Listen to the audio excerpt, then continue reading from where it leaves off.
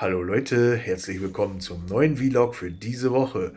Ja, diese Woche sind wir sehr spät dran, leider. Ich hatte den Anfang der Woche echt so ein bisschen mit Magen zu kämpfen und konnte dann dementsprechend irgendwie nicht wirklich irgendwas machen. Ich habe so ein bisschen Papierkram gemacht, ich habe so ein bisschen was aufgenommen für den anderen Channel und so. Und ja, das ist es im Prinzip auch schon gewesen. Also dann nebenbei noch so ein bisschen Hausarbeit gemacht, aber jetzt ist es einfach nichts passiert, was irgendwie vlogwürdig gewesen wäre. Und dementsprechend starten wir jetzt diese Woche leider erst am Mittwoch in die neue Vlogwoche. Aber ich denke, da wird jetzt diese Woche noch genug Content kommen. Wir wollen jetzt diese Woche versuchen, noch die Küchenschränke anzuhängen. Heute soll es draußen trocken bleiben. Dementsprechend haben wir uns oder habe ich mir vorgenommen, draußen die Forsythie zurückzuschneiden. Das ist jetzt so im Herbst, Winter, frühes Frühjahr, bevor die halt blüht, soll man die halt zurückschneiden und das werden wir dann machen, weil die ist jetzt ja auch 2, 3 Jahre wild gewuchert.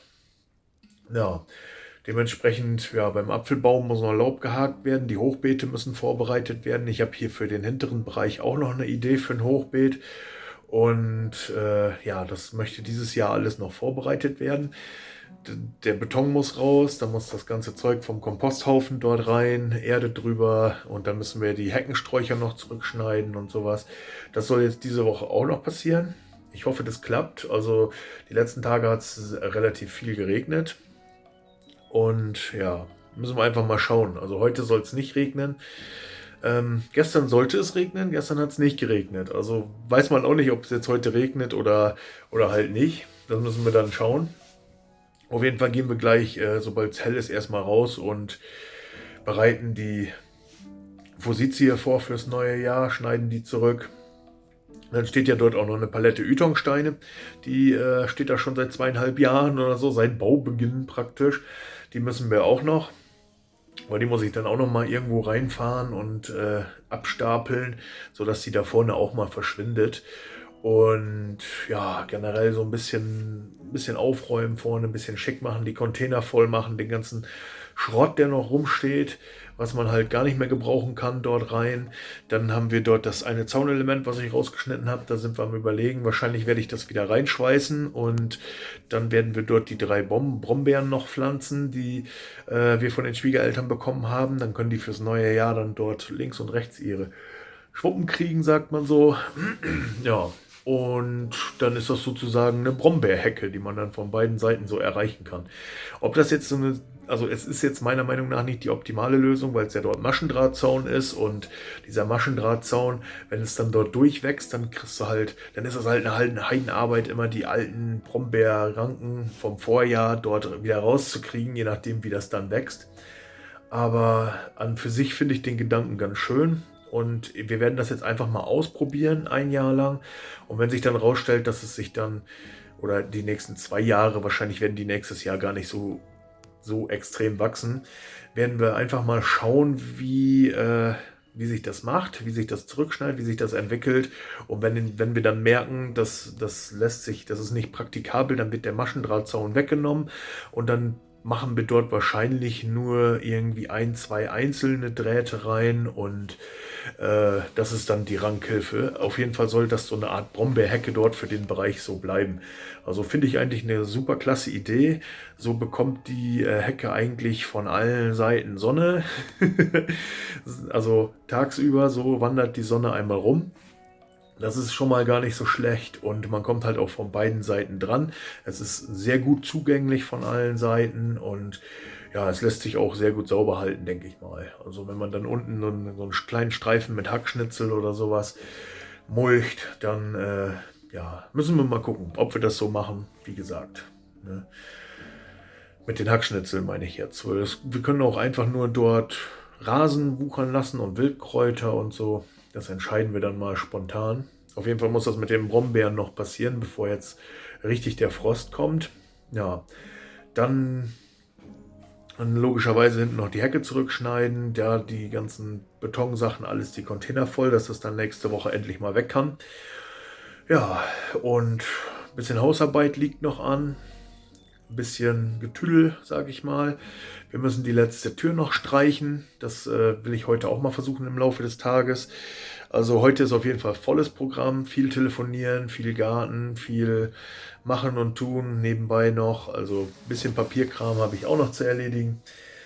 Ja, wird schon werden, liebe Leute, wird schon werden. Also ich denke, ihr bekommt auf jeden Fall noch ein bisschen was zu sehen. Ja, gut, ich würde sagen, ich mache mir jetzt gleich erstmal ein bisschen Porridge zum Frühstück. Da habe ich irgendwie Lust drauf. Und ja, ich denke mal, Sarah steht jetzt auch gleich auf. Dann werde ich sie mal fragen, ob sie auch ein bisschen was davon möchte. Und ja, mache ich das jetzt fertig, solange es noch dunkel draußen ist. Und sobald es hell genug ist, ziehe ich mir die Stiefel an, die Arbeitshandschuhe und dann geht's los.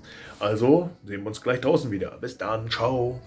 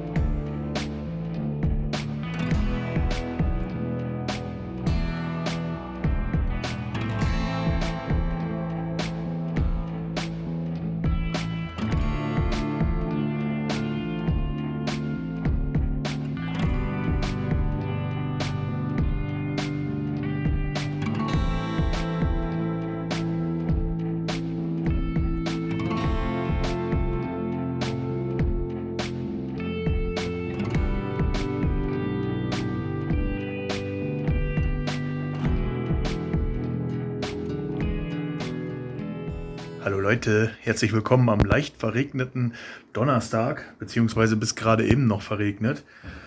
Ja, ich habe gestern noch einiges erledigt. Ich habe gestern noch das Laub weggemacht beim Baum.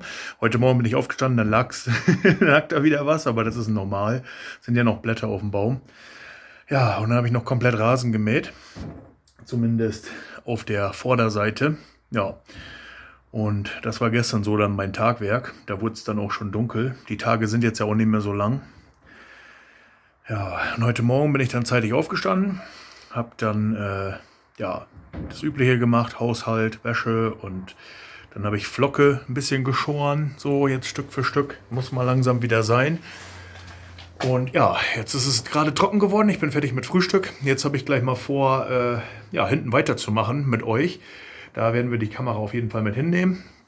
Hochbeete vorbereiten, Sachen abwechseln, Schutt rausstemmen, Hochbeete vorbereiten, Hecke zurückschneiden. Keine Ahnung, mal gucken, wie weit wir heute kommen und ob das Wetter dann mitspielt.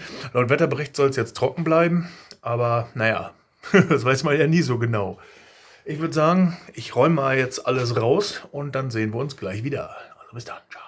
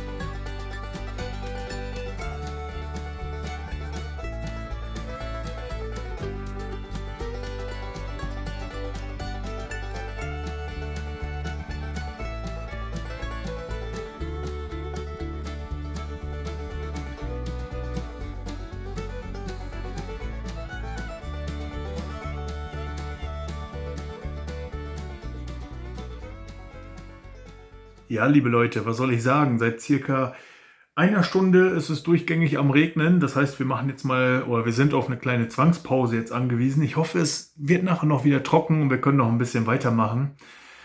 Ja, auf jeden Fall ein bisschen was ist geworden. Wir haben den Boden rausgemacht, wir haben die Stangen abgeflext, wir haben dort die eine Ecke sauber gemacht. Ja, ich habe sogar schon die Löcher vorgebohrt, wo die Winkel rankommen.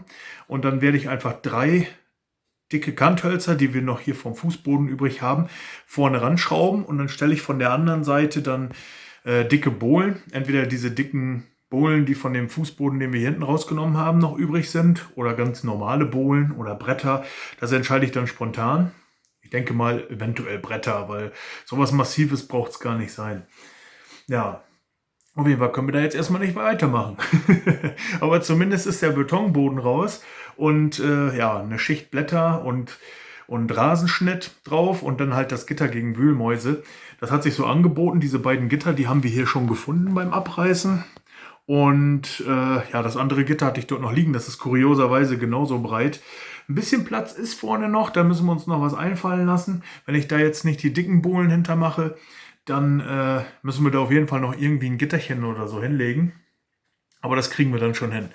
Ich bin auf jeden Fall guter Dinge. Da sind wir auf jeden Fall schon mal einen kleinen Schritt weiter.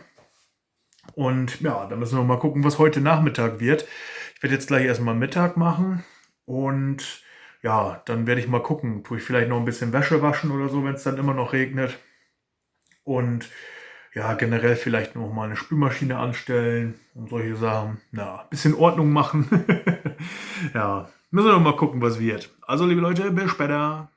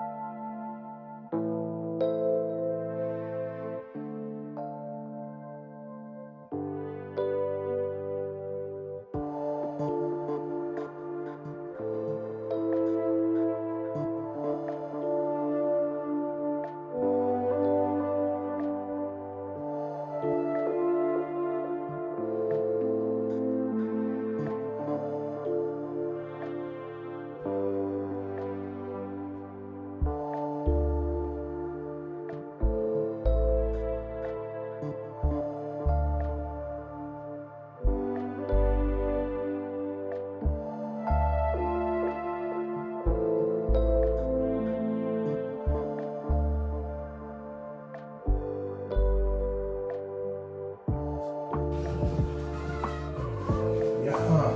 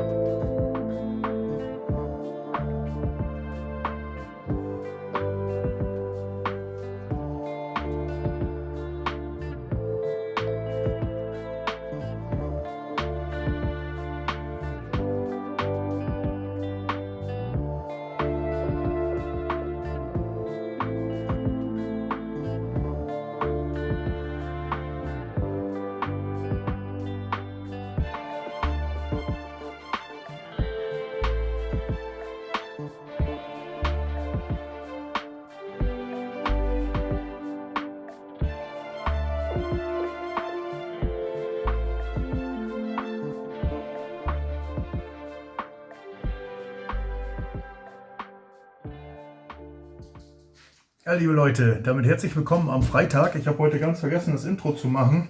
Ist mir gerade so eingefallen, jetzt das Bügeleisen schon mal einstecken, für die Plastedinger aufzubügeln.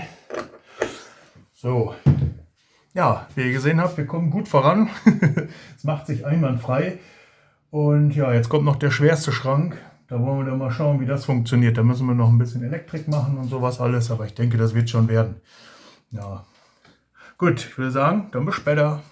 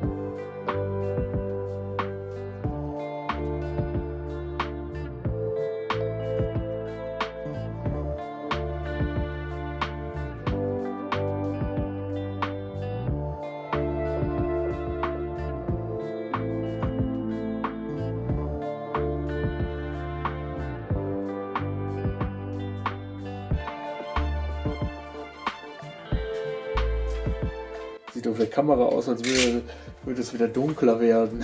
Also.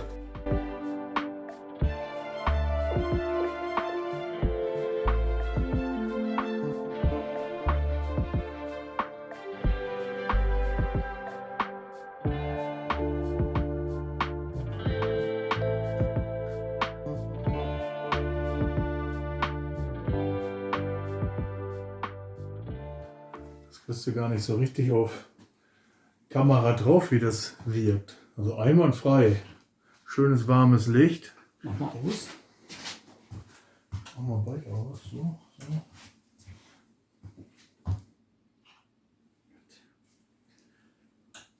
Guck mal, so hell genug im Raum. Ja. Jetzt kommen wir den noch dazu. Einwandfrei. Ja. Schön.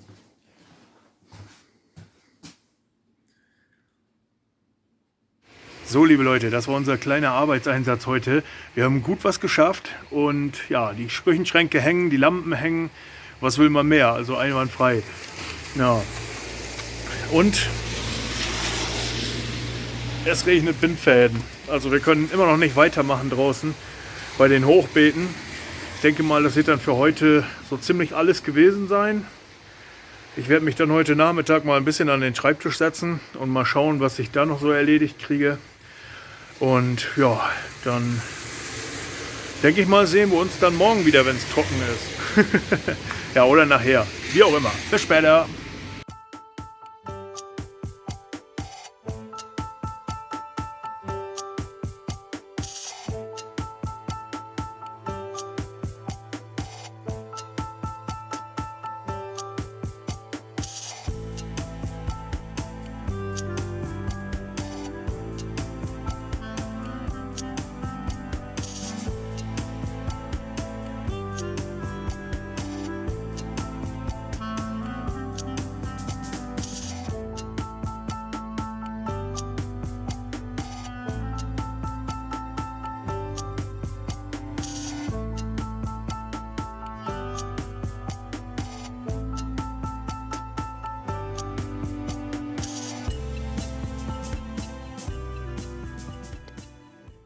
Auch mal wieder eine kleine Meldung von mir. Ich habe es in der Woche nicht häufiger geschafft, neben der Arbeit und dem ganzen Krimskrams.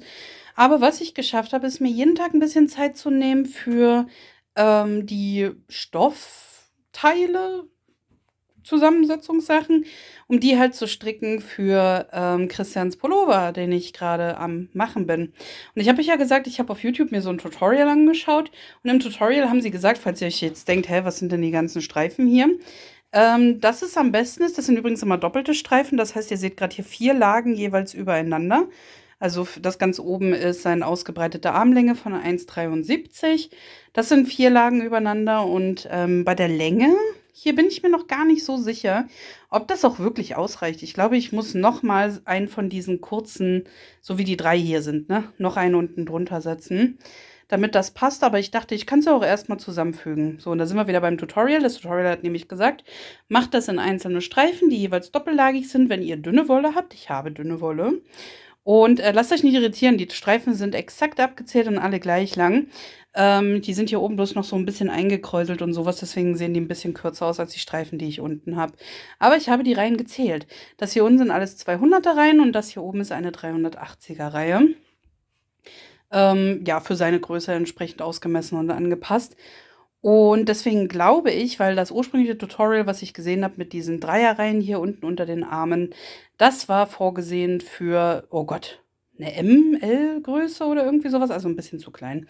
Und deswegen denke ich, dass ich da unten noch was anfügen muss, aber wir fügen es erstmal zusammen und dann ziehen wir es Christian über den Kopf und gucken mal, ob wir noch ein bisschen was unten ran machen muss oder ob er ein bauchfreies Top hier mit dann tragen würde. Genau. Das ist jetzt mein aktueller Stand. Ich werde mich jetzt in der kommenden Woche, weil heute ist schon Freitag und ich glaube, ich werde es am Wochenende nicht fertig kriegen, denke ich einfach mal. Deswegen werde ich mich in der kommenden Woche oder noch später, mal gucken, darum kümmern, dass ich die Teile entsprechend zusammensetze und dann ein dicker, schöner Weihnachtspulli entsteht und wir ein bisschen weiter vorankommen mit dem Ganzen. Ich wollte euch bloß schon mal den Status zeigen, wie er jetzt im Moment ist. Und damit ihr dann am Ende seht, wie es, weil jetzt ist es schwer vorstellbar, finde ich persönlich auch, dass das mal ein guter Pullover sein soll und nicht aussehen soll wie ausgerollte Zimtschnecken oder sowas. Naja, aber in dem Tutorial, was ich gesehen habe, sah der Pullover danach auch wie in einem Stück und schön aus. Deswegen gehe ich jetzt einfach mal davon aus, dass das hier auch der Fall sein wird. So, liebe Leute, ich sammle das jetzt wieder vom Boden zusammen, falte das zusammen und werde mich dann demnächst, wie schon gesagt, darum kümmern, dass mit meiner Häkelnadel und, oh Gott, wie heißt der Stich? Ich weiß es gerade nicht. Ich sag's euch dann, wenn es soweit ist. Ich habe es vergessen. Diese Stücke zusammenzufügen, entsprechend einen Kragen oben ran zu häkeln und hier an die Arme beziehungsweise unten an das Ende auch noch, damit es so einen kleinen Abschluss dafür entsprechend gibt. Aber erstmal die ganzen Sachen zusammenfügen. Das wird erstmal eine große Arbeit. Wie schon gesagt, alles vierlagig. Seht ihr hier vielleicht so ein bisschen am Rand, dass es zwar 2 übereinanderliegende Lagen sind, oder 2 übereinanderliegende Teile, aber die sind schon doppellagig. Deswegen sage ich 4. Genau. So, damit Schluss von mir mit diesem Pullover erstmal. Guten Morgen, liebe Leute, und herzlich willkommen am Samstag. Ja, Samstag, es ist sehr früh. Ich muss auch zugeben, ich bin noch ein bisschen müde. Aber ja, ich würde jetzt trotzdem mal aufstehen und mal ein bisschen was anfangen. Ihr seht, die Küche ist ein einziges Schlachtfeld. Die muss ich heute jetzt erstmal, die werde ich jetzt als allererstes aufräumen. Und ja, dann mal schauen, dass vielleicht dann auch die letzten Kartons hier noch ausgepackt werden, sodass wir dann hier ja ein bisschen Platz haben.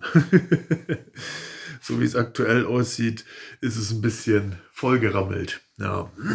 Und dann mal schauen, wie es dann weitergeht. Also ich habe mir so überlegt, vielleicht heute mal, weil es regnet, ein paar Leisten zu kleben, also Sockelleisten und ja, vielleicht hier so ein bisschen die Fensterbänke zu machen. Das, was ich mir schon lange mal vorgenommen hatte, dass wir da mal ein bisschen weiterkommen. Ja, und mal gucken.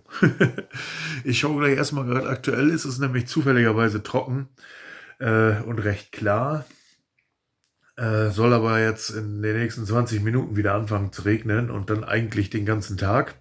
Nicht viel, 0,2 bis 0,6 Milliliter in der Stunde, aber immerhin, ne? Also, ja, ich schaue dann mal. Kann sein, dass sich dann nach dem Küchenaufräumen der Plan spontan ändert und wir dann doch rausgehen in den Garten, weil das ist ja auch super wichtig und muss erledigt werden. Aber ja, wir gucken das, wir entscheiden dann ganz spontan. Jetzt heißt es erstmal hier aufräumen und klar Schiff machen und ja, dann gucken wir weiter. Also bis später.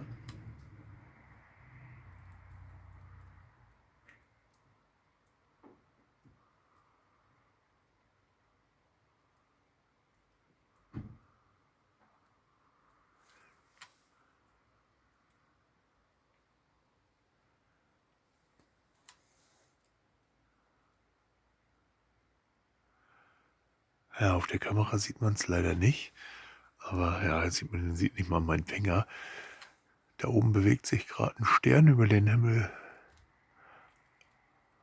Aber nicht die Wolken bewegen sich, sondern der Stern bewegt sich. Und der verschwindet jetzt auch gerade so langsam. Vielleicht ein Satellit oder so. Interessant.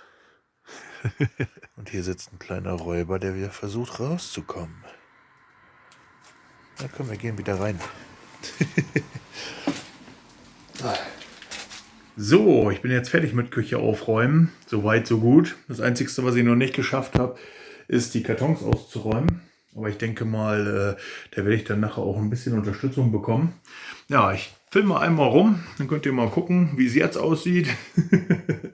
Und ja, dann würde ich sagen, dann gucken wir mal, wie die nächsten Projekte dann so heute so aussehen. Also, so. Jetzt sieht es zumindest mal ein bisschen besser aus als heute Morgen, oder? Ja, heute Morgen war echt schlimm. Aber ich glaube, so kann sich das Ganze schon sehen lassen.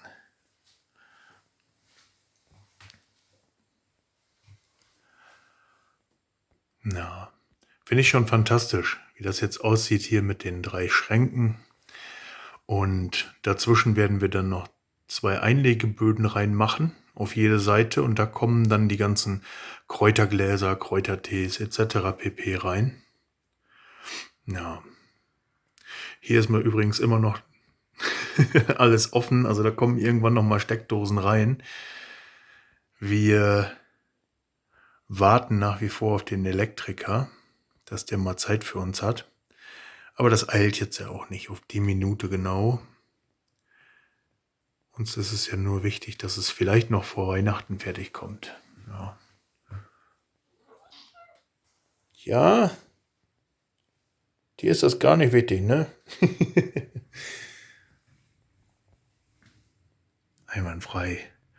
Ja, und jetzt demnächst werden wir wahrscheinlich vielleicht sogar schon am Montag hier die Dunstabzugshaube anbringen. Und dann wird hier ja das Ganze, sage ich mal, so eine breite, ja, wie so eine Rauchgaube bekommen, wo dann die Dunstabzugshaube drin eingebaut ist. Das wird auch nochmal schön und interessant, das zu bauen. Aber ich denke, das kriegen wir schon hin. Dahinter ist ja überall Blockstube, da kann man dann ja Schrauben reindrehen. Aber ihr werdet es ja sehen, ihr seid ja dann dabei. Ja, einwandfrei. Ja, Leute, kleine Planänderung. Und zwar habe ich jetzt nach dem Frühstück angefangen, den Vlog zu schneiden von der Woche. Der ist zwar diese Woche überhaupt alles andere als lang, aber dadurch, dass halt alles kreuz und quer gefilmt war, auch mit der Küchenumbauaktion und Aufbauaktion, also da war vieles, das musste ich dann im Nachhinein nochmal 2-3 Mal rendern. Und dann musste ich auch den Überblick behalten, dass das auch ein Szenario bleibt. Also nicht, dass man da irgendwie durcheinander kommt. Das hat jetzt eine ganze Weile gedauert. Also es ist jetzt gleich schon 15:30 Uhr. Ja, und dementsprechend ist heute leider nichts mehr großartig geworden, was ich hätte filmen können. Ja, ist ein bisschen doof.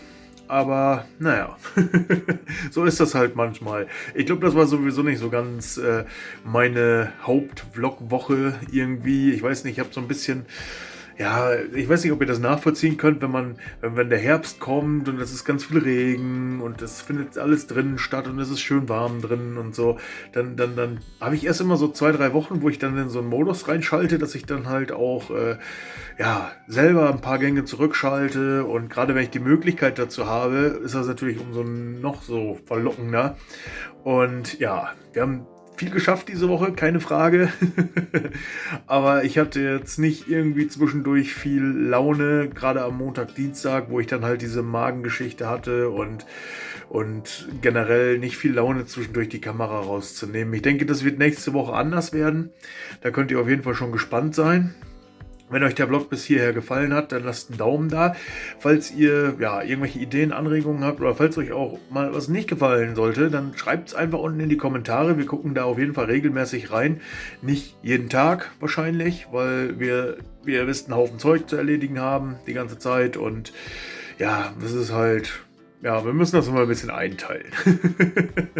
Naja, gut. Dann würde ich sagen, wünschen wir euch eine tolle, ja, neue Woche. Ich hätte jetzt gesagt, einen schönen Restsonntag, eine tolle neue Woche. Und ja, bleibt gesund, bleibt glücklich, bleibt dabei und wir sehen uns dann nächste Woche wieder. Bis dann, ciao.